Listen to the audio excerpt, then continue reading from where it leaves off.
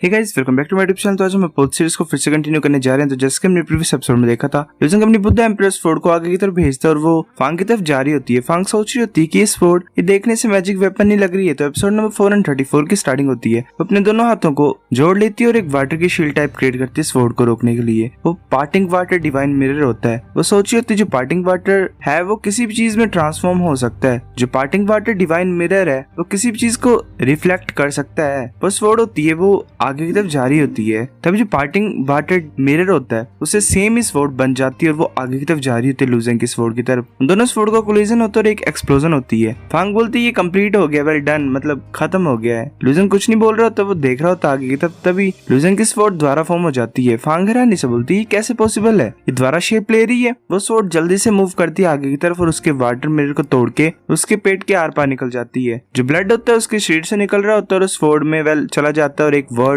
Appear होता है और वो पूरी तरह से वहाँ पे मर जाती है। ल्यूजेंग भी छूट जाता है वाटर से और बोलता है कि एक और बार मैं जीत गया हूँ। जो पार्टिंग वाटर डिवाइन डाउ है वो उसी प्लेस में यूज किया जा सकता है जहाँ पे पानी है। तो इसीलिए फांग जाओ ने ये मिस्टी और रेनी एनवायरनमेंट चूज किया। चलो मैं ट्राई करता हूँ। वो अपने हाथ पे वेल उस फॉर्म कर लेता है एक स्वॉर्ड टाइप को। ल्यूजेंग सोचा तो जो डिवॉल्विंग स्पिरिट टर्बिड करंट है वो शायद एक स्वॉर्ड में भी चेंज हो सकता है इसकी तरह, है ना। वो स्वॉर्ड होती है वो ब्लैक हो जाती है पूरी तरह से। ल्यूजेंग उसकी तरफ देख रहा होता है। वो जो ब्लैक स्वॉर्ड होती है वो उसके हाथ में घुस जाती है एक तरह से, मतलब गायब हो जाती है और उसके हाथ में कुछ ब्लैक ब्लैक होता है। ल्यूजेंग सोच रहा था जो डिवॉल्विंग स्पिरिट टर्बिड करंट है ये तो कुछ ज्यादा अच्छा है, पर मेरे लिए कुछ ज्यादा ही नहीं है ये। और दूसरी बात ये है कि जो पार्टिंग वाटर डिवाइन मिरर है वो थोड़ा सा इंटरेस्टिंग है। अगर मैं पार्टिंग वाटर डिवाइन मिरर को कल्टीवेट कर सकूं टॉप लेवल पे तो इसका मतलब मैं ओपोनेंट के अटैक को कॉपी कर सकता हूँ पूरी तरह से। मैं इसे ट्राई करूंगा आगे। वो बाहर आ जाता है, सोच रहा होता है मैं तरीका फाइंड कर ही लूंगा इसको टेस्ट करने के लिए। तब ल्यूजेंग की रैंकिंग इंक्रीज हो जाती है। एक इंसान बोलता है एनोनिमस मैन द्वारा जीत गया, इसने फांग जाओ यू को हरा दिया, इसने 4,60,000 पॉइंट्स को एक्युमुलेट कर लिया है और ये 20 स्पोर्ट्स में मूव कर गया रैंकिंग में। एक बोलता है कि मैं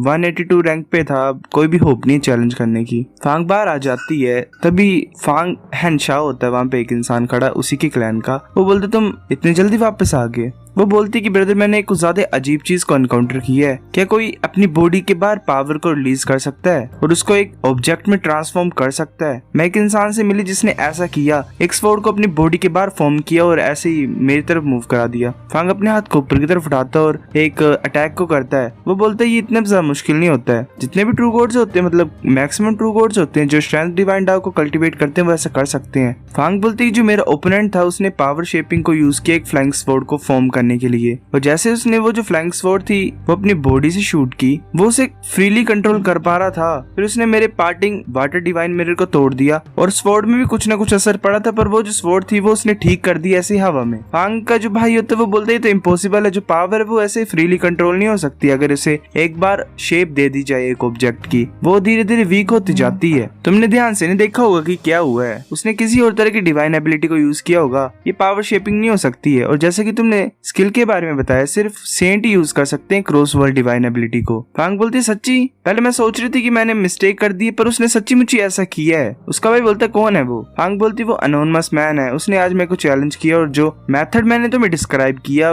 उसने वो मेथड यूज किया मेरे को डिफीट करने के लिए। फांग का भाई बोलते है तो इनक्रेडिबल है, वो किस क्लैन से है? फांग बोलती है मतलब कि मुझे भी नहीं पता, मैंने ट्राई किया उससे पूछने के लिए पर उसने रिवील नहीं की अपनी आइडेंटिटी को। पर मेरे को शेप याद है उस फोर्ड की, वो थोड़ी सी अजीब थी। उसका जो हैंडल है वो बुद्धा को रिसेंबल करता है और जो बॉडी थी वो एक व्हील की तरह दिखती थी। जैसे वो मेरे ब्लड के कांटेक्ट में आया, ब्लड आगे की तरफ मूव हुआ और उससे एक वर्ड अपीयर हो गया जिसका नाम था किल, मतलब किल वर्ड अपीयर हो गया। उसका भी बोलता है किल? ये तो बुद्धा एम्प्रेस स्वॉर्ड की बात कर रहे हो तुम। ये एक यूनिक स्वॉर्ड है जो कि सब सेंट यूज करती है हान क्लैन की। जो अनोनिमस मैन है वो पक्का ही पर्पल साउथ पैलेस का होगा। वो लड़की बोलती है तो इंटरेस्टिंग है, हमने उसे फाइनली एक्सपोज कर दिया। ब्रदर तुम अमेजिंग हो। तभी ऐसे बाकी इंसान बोल रहे होते हैं कि देखो तुम सभी, जो अनोनिमस मैन है उसने और ज्यादा गेम जीत गई है, जीत ली है और 30 विन स्ट्रीक हो गई उसकी। एक बोलते है तो कुछ ज्यादा एक बोलते है ये तो कुछ ज्यादा पावरफुल है। पर तुमने न्यूज सुनी क्या? जो फांग क्लैन है उन्होंने बोला कि जो अनोनिमस मैन है वो बुद्धा एम्प्रेस स्वॉर्ड को यूज कर रहा है, तो शायद वो हान क्लैन का होगा। दूसरे बोलते मैंने भी सुना कि उसके जो पॉइंट्स है वो 1.4 मिलियन से भी ज्यादा हो गए हैं। इसका मतलब इसके पास टॉप रैंक ट्रू गॉड से भी ज्यादा पॉइंट्स हैं, कुछ ग्रेट परफेक्शन ट्रू गॉड से भी ज्यादा हो गए हैं। बाकी सब बोल रहे होते हैं कि मतलब सारे क्लैन उसी के ऊपर फोकस कर रहे हैं। तभी हमें एक इंसान दिखाई देता है, वो नीचे गिरा होता है और बोलता है रुको मैं कुछ बोलना चाहता हूँ। ल्यूजेंग ने स्वॉर्ड उसके अराउंड में रखी होती है। ल्यूजेंग बोलता है तुम भीख नहीं मांगोगे यहाँ पे दया की अरेना ऑफ लेजेंड्स में, ऐसा तो नहीं करने लगे तुम? वो इंसान बोलता है नहीं, मैं सिर्फ तुम्हें ये बताना चाहता हूँ स्टार्टिंग से ही, पर तुमने मेरे को चांस ही नहीं दिया बोलने का। किसी ने मुझे बोला कि रूम से बाहर निकलना और उससे मिलना है हॉल ऑफ ट्रू गॉड्स में। लुजंग बोलता है जिस पर्सन ने तुम्हें ये मैसेज सेंड करने के लिए बोला वो श्योर थी या फिर श्योर था कि मैं तुम्हें चैलेंज करूंगा? वो इंसान बोलता है ऑफ कोर्स नहीं, पर उसने टॉप 100 और 30 ट्रू गॉड्स को इन्फॉर्म कर दिया है, तो वेल तुम किसी एक को तो चूज करोगे ही। लुजंग सोच रहे होता है जो हाई रैंक ट्रू गॉड होते हैं वो सभी एक्स्ट्राऑर्डिनरी होते हैं और मैक्सिमम डायरेक्ट डिसिपल्स होते हैं वेल्दी क्लैन के। किसके पास इतनी ज्यादा पावर है कि वो सभी को बोल रही है ऐसा करने के लिए? मूनिंग भी जो फर्स्ट रैंक पे है वो ऐसा नहीं कर सकती है, मतलब क्या उसने किया होगा ऐसा? लुजंग बोलते किसने किया, मतलब किसने बोला ऐसा करने के लिए? वो इंसान नीचे गिरा होता है, वो बोलता है उसका नाम डोंगफांग युनजू है, वो रैंक 2nd पे है लो रैंक ट्रू गॉड में। लुजंग बोलते डोंगफांग युनजू। वो सोच रहा होता है कि कोई डोंगफांग क्लैन का, ऐसा तो नहीं है, मतलब मैं किसी भी डोंगफांग क्लैन के पर्सन से पहले नहीं मिला हूँ। जो डोंगफांग फैमिली है वो रैंक 1st पे है, तो उनके पास काफी ज्यादा अमाउंट होगा पॉइंट्स का। ऐसे तो मैं नीचे से अपने रैंक को ऊपर की तरफ लेके गया हूँ, मैंने किसी भी मतलब डोंगफांग क्लैन के मेंबर को फेस नहीं किया। यहाँ पे चल क्या रहा है, मतलब इतनी ज्यादा फाइट्स में एक भी डोंगफांग क्लैन का नहीं मिला इसे। लुजंग बोलता है वो चाहती क्या है, मैं तो उसे जानता भी नहीं हूँ। वो पर्सन बोलता है कि मुझे भी नहीं पता, मैं यहाँ पे सिर्फ मैसेज डिलीवर करने के लिए आया था, तो बाहर जा सकते हो, डायरेक्टली पूछ सकते हो। अब मैं डिफीट को एडमिट करता हूँ। वो गायब हो जाता है। लुजंग बाहर आ जाता है और नीचे देख रहा होता है, तभी एक लड़की वो वहाँ पे आ जाती है और बोलती है तुम फाइनली बाहर आ गए हो है ना? लुजंग बोले तुम भी मेरे को चैलेंज करने के लिए यहाँ पे आए हो? वो लड़की बोलती है मैं इंटरेस्टेड नहीं हूँ पॉइंट्स में, मैंने सुना कि तुम बुद्धा एम्परर स्वॉर्ड को कल्टीवेट कर रहे जो कि गॉड स्लेइंग स्वॉर्ड अरेका है, तुमने पक्के हानजू से इनहेरिट की है ये चीज जो कि पर्पल साउल पैलेस की है। मुझे ये नहीं पता कि तुमने कैसे कल्टीवेट किया 3rd स्टेज को पावर शेपिंग की, पर मुझे लगता है तुम क्वालिफाइड हो। लुजंग बोलता है क्वालिफाइड किसके लिए? वो लड़की बोलती है कि हमारे डोंगफांग क्लैन को ज्वाइन करने के लिए। लुजंग बोलता है मैं मना करता हूँ, मैंने ऑलरेडी एक फ्लोटिंग आइलैंड को ज्वाइन किया है और मैं अपनी पोजीशन को चेंज नहीं करूंगा। वो लड़की बोलती है कि हम हान क्लैन से बात कर लेंगे, तुम्हें किसी भी चीज के लिए चिंता नहीं करनी चाहिए। हाँ लुशु बोलती है कि कुछ ज्यादा ही बोल रही है, इसे पता है कि जो एनोनिमस मैन है वो हमारे हान क्लैन का, फिर भी ऐसा कर रही है। हाँ लुशु बोलने पड़ती कि रुको, तो मॉर्निंग उसे रोक लेती है और बोलती है क्या तुम इसे रोकना चाहती हो? तुम्हें पता तो है कि डोंगफांग क्लैन हमेशा से ऐसा ही है, तो कोई भी रीजन नहीं है इसको रोकने का। लुजंग बोलता है कि इससे कुछ फर्क नहीं पड़ता हान क्लैन को, मतलब लेना देना नहीं है हान क्लैन का इस सिचुएशन में। वो लड़की बोलती है तो इससे लेना देना तुम्हारा भी नहीं है कि तुम हमारे क्लैन में ज्वाइन करोगे या ना करोगे। लुजंग बोलता है मुझे पता नहीं कि क्या तुम सोच रही हो कि मैंने सही तरीके से तुम्हें समझाया नहीं है या फिर तुम्हारे सर में कुछ गलत है। अगर कुछ भी चीज हो मैं 2 वर्ड्स में तुम्हें चीजें बोलना चाहता हूँ। वेल फक ऑफ बोल देता डायरेक्ट ये वो वहां से चला जाता है और वो लड़की चुप हो जाती है, मतलब पूरा सन्नाटा छा जाता है। तो जो बाकी होते हैं उनमें से एक बोलता है कि मैंने एक्सपेक्ट नहीं किया था कि जो अनोनिमस मैन है उसके पास इतनी हिम्मत होगी। इसने डोंगफांग क्लैन को इतने ज्यादा लोगों के सामने ऑफेंड कर दिया, एक तरह से बेइज्जती कर दी। अगर इसने डोंगफांग क्लैन को ऑफेंड कर दिया है तो ये अब क्वालिफाइड नहीं है कुछ भी करने के लिए फ्लोटिंग आइलैंड में। सोच के रहा है लुजंग अंदर एंटर कर जाता है अपने रूम में और सोच रहा होता है ऐसा तो मुझे पता है कि जो डोंगफांग क्लैन है वो कुछ ज्यादा पावरफुल है, पर मेरे पास इंस्ट्रक्शन है यू टाइप ऐसे कि मैंने क्या करना है। मेरे को सिर्फ फ्लोटिंग आइलैंड को जल्दी से जल्दी छोड़ना है तो ताकि ये मेरे साथ कुछ ना कर पाए। मॉर्निंग बोलती है कि जो अनोनिमस मैन है तो गुस्सा घमंडी ये है कौन? हाँ लुशु सोच रही होती है कि ये टेम्परामेंट ये तो बिल्कुल उसी की तरह है, तो अच्छा अनोनिमस मैन लुजंग है। तो वो लड़की मुड़ चलती है। मॉर्निंग बोलती है कि डायरेक्ट डिस्पल नहीं होगा हान क्लैन का। जो वॉरियर्स होते हैं मतलब दूसरे बार बूर के वो ऐसे ही हरकतें करते हैं हर बार। डोंगफांग क्लैन की लड़की बोलती है कि तुम सही बोल रहे हो, ये हान क्लैन का है पर उन्होंने सही तरीके से इसे ट्रेन नहीं किया है, ये यूजलेस है इसे डराने के लिए एक इस तरह के घमंडी इंसान को।